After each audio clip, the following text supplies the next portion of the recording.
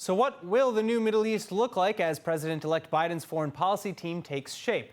Middle East expert and former Israeli ambassador to the United States, Danny Ayalon, joins us to discuss.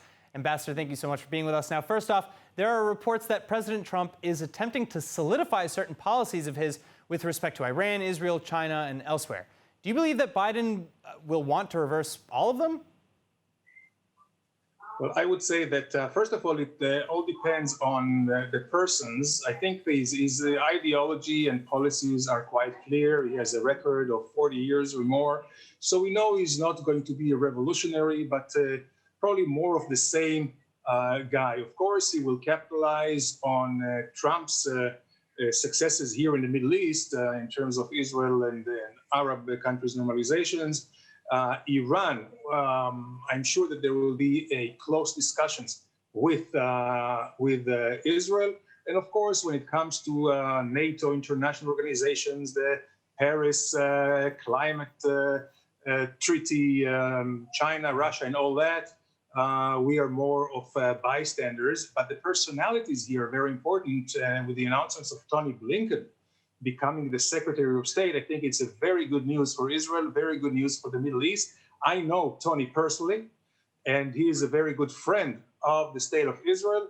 And I think that we will see, I would say, a continuation of Trump's vis-a-vis the Arab world. When it comes to the Palestinians, of course, we may go back to the Obama years, but not with the same strictness.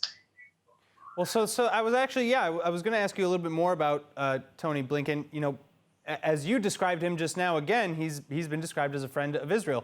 You know, what are his policies exactly that makes you so confident when you say that?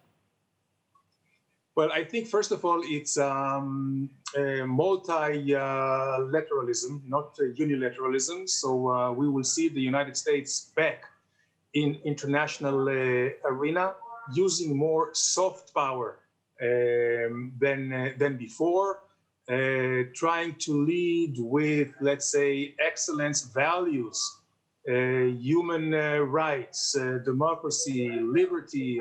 These things will, I would say, reign supreme when it comes to American allies. So in that respect, Saudi Arabia, Egypt, other countries may have to really shape up, especially Erdogan from Turkey. Mm-hmm. And when it comes to Israel, I think that he would be much more sensitive to Palestinian interests than Trump was. And this may be the biggest challenge for Israel. But I think we have learned a lot from 8 years of Obama with the constant conflicts, which none was good for any of the sides, not to us for sure, not to the Middle East, or also not to the United States. So I think that he is a veteran of the Obama administration. So I think that his approach to the conflict with the Palestinians will be much, much more realistic and reasonable. All right, Ambassador, thank you so much for taking the time to speak with us today. My pleasure.